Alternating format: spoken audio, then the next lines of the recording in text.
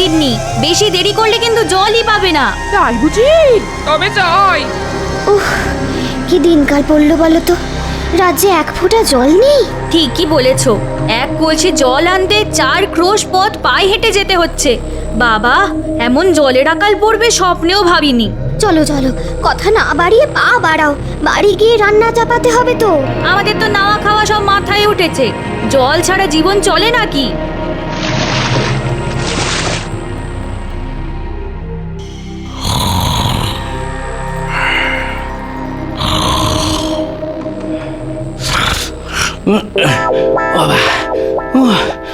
বাবারে, জল তেষ্টায় গলাটা একেবারে শুকিয়ে কাঠ হয়ে গেল। তেষ্টার চোটে এত সুন্দর ঘুমটাও চটকে একেবারে চচ্চড়ি হয়ে গেল। দূর।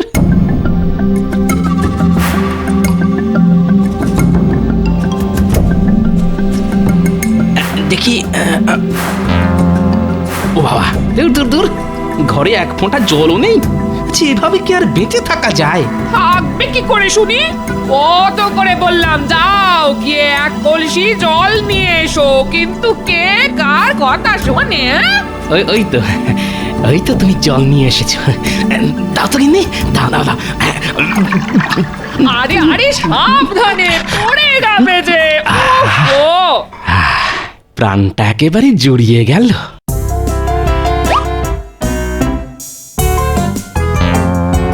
দিলে তো সব জল শেষ করে। এবার বাকি দিনটা চলবে কেমন করে শুনি? রাঁধবো কি দিয়ে আর খাবো কি? দূর, জল তেষ্টার সময় এত কিছু মাথায় থাকে নাকি? ওই দেখো, পেটে জল পড়তে না পড়তেই খিদেতে পেটের ভিতরে ইঁদুরগুলো যেন ডাকতে শুরু করে দিল। এই মানুষটার খালি খাওয়া আর ঘুম, তার বাইরে কিচ্ছুটি চেনে না। সারাদিন খাই খাই খাই খাই করে আমাকে একেবারে পাগল করে দিলে গো। দাও তো গিন্নি, একটু ছাতু মেখে দাও। হ্যাঁ, আজ ছাতু মাখা খেয়ে রাজসভায় যাব। সংসারে এখনো মেলা কাজ পড়ে আছে আমার, আমি পারবো না তোমার জন্য ছাতু মাখতে। ভগবান দুটো হাত দিয়েছে যখন, তখন হাত দুটোকে একটু কাজে লাগাও না।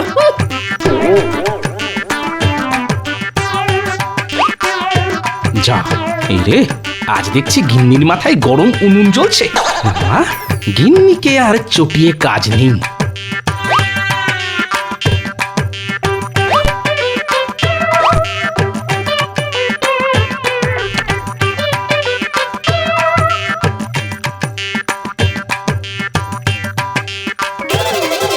যা, জল ছাড়া ছাতু মাখবো কি করে?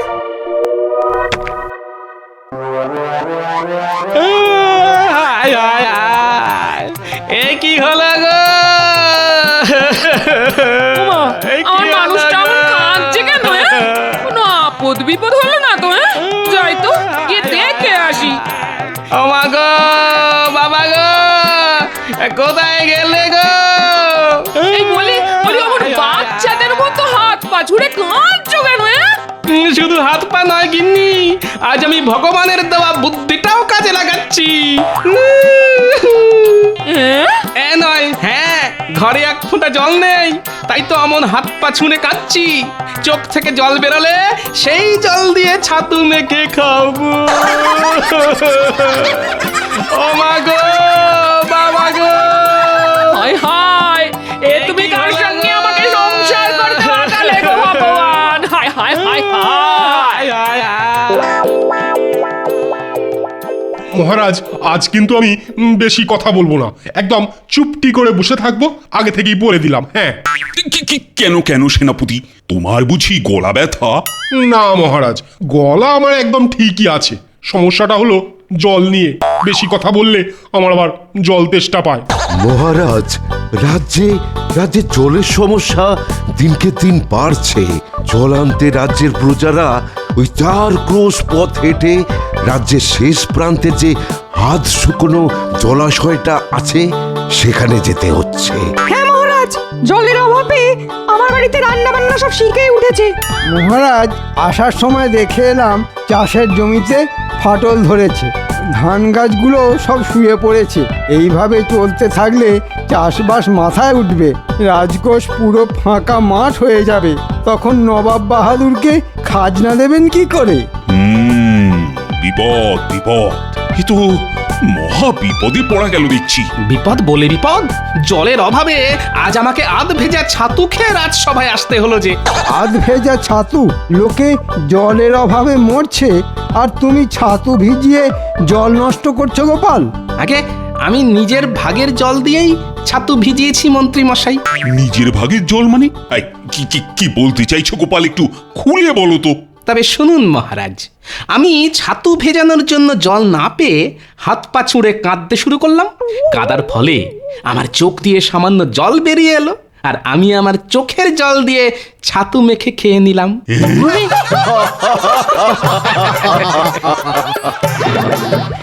সত্যি গোপাল, তোমার মাথায় কত বুদ্ধি।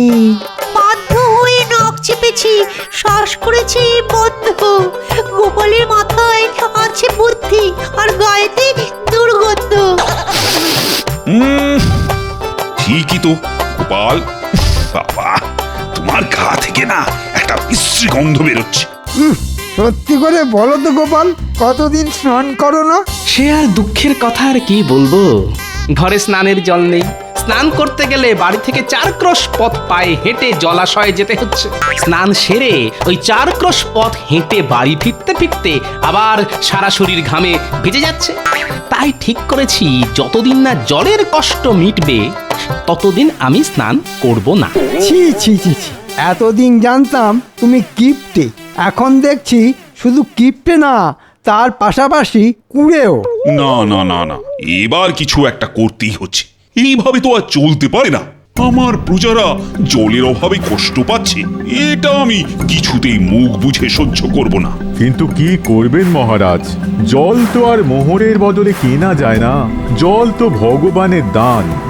বর্ষা আসতেও এখনো অনেক দেরি। ততদিন কিভাবে এই জলের কষ্ট মেটাবেন মহারাজ? মহারাজ, আপনি যদি আমাকে একটা সুযোগ দেন আর সঙ্গে 100 মোহর দেন, তাহলে আমি একটা চেষ্টা করে দেখতে পারি। তাই নাকি মন্ত্রী? তা তুমি কি করবে শুনি? রাজ্যের শেষ প্রান্তে যে জলাশয়টা আছে সেখান থেকে সব জল তুলে রাজবাড়ির কুয়োতে নিয়ে আসবো মহারাজ, আর তারপর সেখান থেকে মেপে মেপে জল দেব রাজ্যের সব প্রজাদের।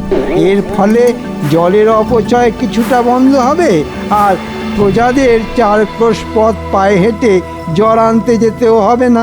বাহ বাহ বাহ বাহ, ভালো ভালো বুদ্ধি দিয়েছো তো তুমি মন্ত্রী। এই নাও। কিন্তু 4 ক্রোশ দূর থেকে রাজবাড়িতে জল আনবে কেমন করে শুনি? ওটাই তো আমার বুদ্ধি মহারাজ, এবার শুধু দেখুন আমি কি করি। দেখবেন মন্ত্রী মশাই, 4 ক্রোশ দূর থেকে জল আনতে গিয়ে যেন নিজেই শুকিয়ে শুটকি মাছ হয়ে যাবেন না। এমনিতেই আপনার শরীরের যা হাল। ভালো হচ্ছে না কিন্তু গোপাল, এই বলে দিলাম।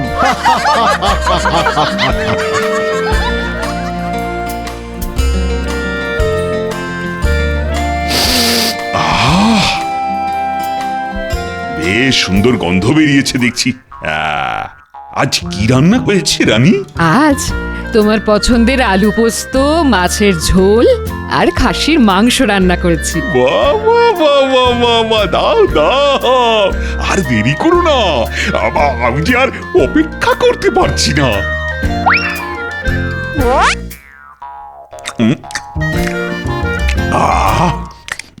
অমৃত অমৃত। আস্তে আস্তে খাও, না হলে গলায় বেঁধে বিষম খাবে যে। জল চল চল। কতবার বলেছি খাওয়ার সময় বেশি কথা বলবে না, কিন্তু কে কার কথা শোনে? এই কে আছো? মহারাজের জন্য জল নিয়ে এসো তাড়াতাড়ি। জো হুকুম রানীমা। দাও দাও তাড়াতাড়ি বাবা।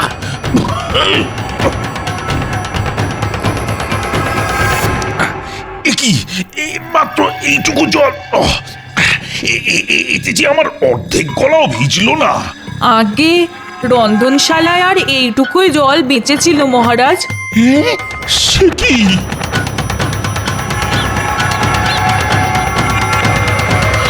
আমাদের ডেকেছেন মন্ত্রী মশাই? হ্যাঁ, একটা কাজ আছে। হে, আপনার হাতে ওটা ওটা কি মন্ত্রী মশাই? খালি এদিক ওদিক নজর, এতে মোহর আছে, মহারাজ দিয়েছেন। বাহ বাহ বাহ বাহ, এবার কি করতে হবে বলে ফেলুন দেখি। সকাল থেকে হাতের তালুটা কেমন কুটকুট কুটকুট করছে। মনে হচ্ছে আজ কিছু মোহর টেকে ঢুকবে। বাজে কথা বাদ, কাজের কথা মন দিয়ে শোন। রাজ্যের শেষ প্রান্তে যে জলাশয়টা আছে সেখান থেকে রাজবাড়ি পর্যন্ত একটা সরু নালা কাটতে হবে, যাতে জলাশয় থেকে সব জল এসে রাজবাড়ির কুয়োয় জমা হয়। বুঝেছি মন্ত্রী মশাই, তাহলে আজ থেকেই কাজ শুরু করে দি। হ্যাঁ হ্যাঁ, তাই কর। এই নে ধর তোদের পারিশ্রমিক, এখন চটপট কাজ শুরু করে দে তো। এবার এই বাকিটা ঢুকবে আমার ট্যাঁকে। পাওয়া যায়, একেই বলে সুযোগের সৎ ব্যবহার।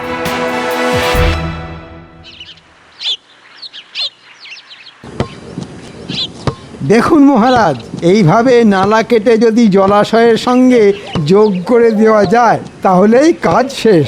জল নিজে থেকে এসে পড়বে রাজবাড়ির কুয়োয়।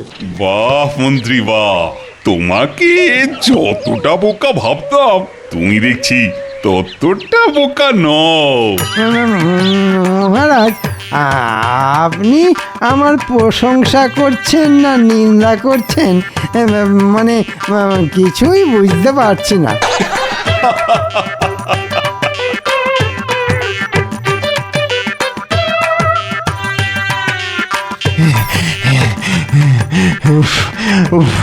আর পাচ্ছি না, আর পাচ্ছি না রে ঘটা। একে একে চড়া রোদ, তার উপর ওই হাতের কাছে জলও নেই। তেষ্টায় গলা বুক একেবারে ফেটে যাচ্ছে। দরকার নেই মোহরের, চল পালিয়ে যাই। আপনি বাঁচলে বাপের নাম। ঠিক ঠিক বলেছিস বটা, ঠিক বলেছিস। না হলে আমাদের এই রোদে এই পটল তুলতে হবে। হ্যাঁ ঠিক বলেছিস। কিরে চুপ করে দাঁড়িয়ে পড়লি কেন? আমাদের ছেড়ে দিন মন্ত্রী মশাই, আমাদের দ্বারা এই কাজ হবে না। বললেই হলো ছেড়ে দিন। গুনে গুনে মোহর নেওয়ার ডালা মনে ছিল না? এই ধরুন আপনার মোহর। এই কটা মোহরের জন্য আমরা পটল তুলতে চাই না। আর কিছুক্ষণ এখানে দাঁড়ালে আমরা শুকিয়ে একেবারে শুটকি মাছ হয়ে যাব। চল চল বটা, চল আমরা বাড়ি যাই। এই রোদে আর দাঁড়াবো না, চল চল। কি মন্ত্রী, আমি যে তোমাকে 100 মোহর দিলাম, তা ওরা তোমায় মাত্র 10 মোহর ফেরত দিল কেন? তাহলে বাকি মোহর কোথায় গেল? মানে বাকি মোহরগুলো আমার কাছেই আছে মহারাজ, সময় মতন ওদের ঠিক দিয়ে দিতাম। তোমাকে চিনতে আমার আর বাকি নেই, কোনো কাজ হবে না তোমার দ্বারা, মরকট কোথাকার। বাকি মোহরগুলো আজকের মধ্যে ফিরিয়ে না দিলে না তোমার গর্দান নেব, এই আমি বলে দিলাম।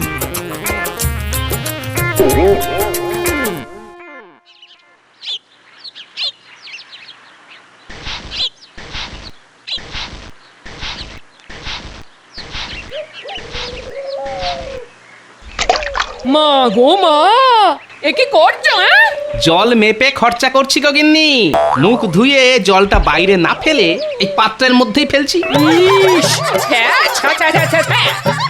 এই সকাল সকাল এত ছ্যা ছ্যা করো না তো।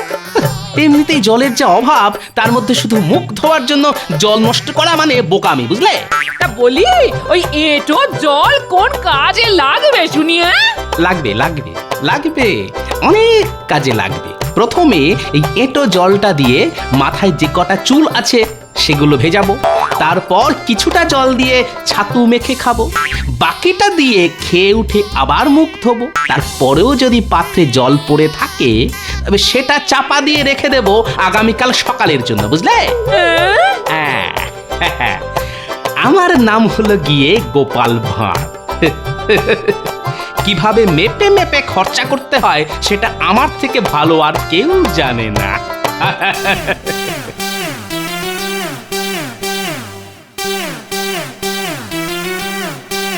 কি ব্যাপার মহারাজ, আপনাকে দেখে বড় চিন্তিত মনে হচ্ছে। রাজ্যে এমন একটা মন্ত্রী থাকতে চিন্তা না করে উপায় আছে? সে কি মন্ত্রীমশাই, এইবারও আপনি? হ্যাঁ হ্যাঁ, প্রত্যেকবারের মতো এইবারও আহাম্মক মন্ত্রীটা না গাধার মতন বুদ্ধির পরিচয় দিয়েছে।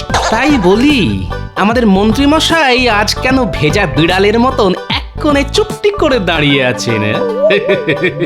ভেজা নয় গোপাল, শুকনো বেড়াল বলো। জলের যা আকাল। এবার তাহলে কি হবে? দূর এক একটা আকাট অকম্মার ঢেঁকি সব আমার রাজসভায়, কারো দ্বারা যদি কোনো একটা কাজ হয়েছে। কি গোপাল, এবার তুমি একটা উপায় খুঁজে বার করো। হ্যাঁ গোপাল, একমাত্র তুমিই পারবে এই জলের কষ্টের হাত থেকে আমাদের বাঁচাতে। গোপাল আর কি বা করবে? গোপাল তো আর জল তৈরি করতে পারবে না। কি গোপাল, কিছু বলো। আগে মাথায় বুদ্ধি থাকলে আকাশের চাঁদও পেড়ে আনা যায় মন্ত্রীমশাই। সেখানে জলের কষ্ট দূর করা তো সামান্য ব্যাপার। তোমার খালি মুখেই বড় বড় ভাষণ, কাজের বেলা ফক্কা। না, অনেক অপমান সহ্য করেছি, আর নয়। মহারাজ, আমি কথা দিলাম 3 দিনের মধ্যে রাজ্যের এই জলের কষ্ট আমি মিটিয়েই ছাড়বো। না হলে আপনি আমার নামে গাধা পুষবেন। বাহ, এ তো দেখছি একেবারে আত্মবিশ্বাস গুলে খেয়েছে। কিন্তু রাজ্যে তো জলই নেই, তাহলে কিভাবে গুললো? এবার কিছু একটা করতেই হবে, কিন্তু কি করি, কিভাবে যে এই জলের কষ্ট মেটানো যায়। না, মহারাজকে বলে এসেছি 3 দিনের মধ্যে জলের কষ্ট মিটিয়ে দেব। কথা রাখতে না পারলে আমাদের শুটকো মন্ত্রীটা সাপের 5 পা দেখবে, আর সেটা আমি কিছুতেই হতে দেব না। উফ বাবা, রোদের কি তেজ! যাই, এই বড় গাছটার নিচে গিয়ে একটু জিরিয়ে নিই।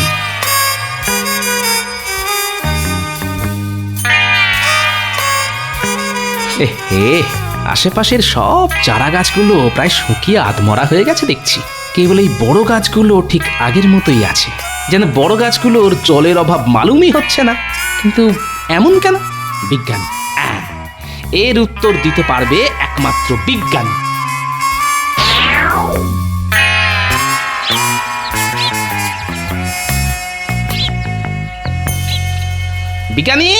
বিজ্ঞানী, শুনতে পাচ্ছ? হ্যাঁ গোপাল যে, বলো, ডাকছো কেন? এই যে বিজ্ঞানী, তোমার কাছে একটা বিষয় জানতে এলাম। কি জানতে চাও বলো গোপাল। আচ্ছা, জলের অভাবে রাজ্যের সব চারা গাছগুলো প্রায় মরতে বসেছে, কিন্তু বড় গাছগুলো ঠিক আগের মতোই আছে। এমন কেন হলো বিজ্ঞানী? কারণ বড় গাছের শেকড় মাটির অনেক গভীর পর্যন্ত গেছে, তাই বড় গাছগুলো মাটির নিচ থেকে জল টেনে জীবন ধারণ করছে গোপাল। কিন্তু চারা গাছগুলোর শেকড় মাটির গভীরে যেতে পারেনি, তাই জলের অভাবে সব চারা গাছগুলো মরতে বসেছে গোপাল। তাই নাকি? গাছ মাটির নিচে থেকে জল নিয়ে বেঁচে থাকে? হ্যাঁ গোপাল, আর এই দিক থেকে সবচেয়ে এগিয়ে ইউক্যালিপটাস বা নীলগিরি গাছ, যেখানে জলস্তর সবচেয়ে উপরে, সেখানে এই গাছ জন্মাতে দেখা যায়। আমাদের রাজ্যে এই গাছ আছে বিজ্ঞানী? থাকবে না কেন, নিশ্চয়ই আছে গোপাল। কিন্তু কেন বলো তো? সাবাস, পেয়েছি, একটা উপায় খুঁজে পেয়েছি।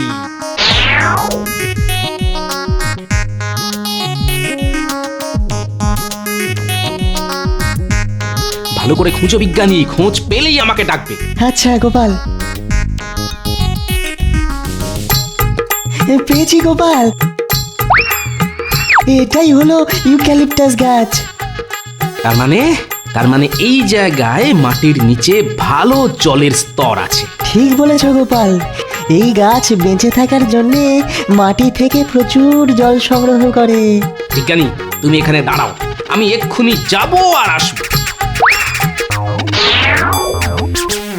আমরা কোথায় যাচ্ছি গো গোপাল দাদু? আরে চল না, গেলেই দেখতে পাবি। নে, এবার তোরা মাটি খোঁড়া শুরু কর।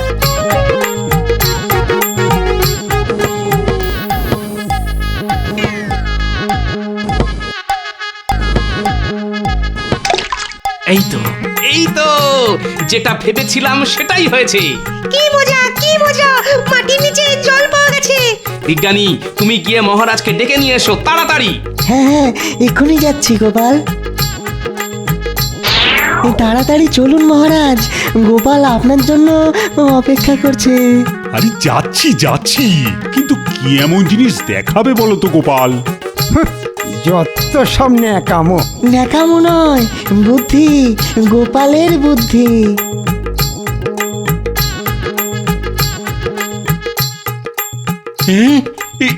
এখানে এত জল এলো কিভাবে? দেখুন মহারাজ, আমি কথা রেখেছি।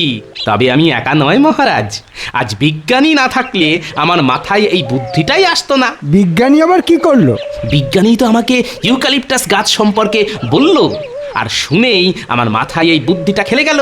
তা ঠিক, ইউক্যালিপটাস গাছ যেখানে জন্মায় সেখানকার মাটির নিচে জলস্তর থাকা অবশ্যম্ভাবী, এটা আমি জানতাম।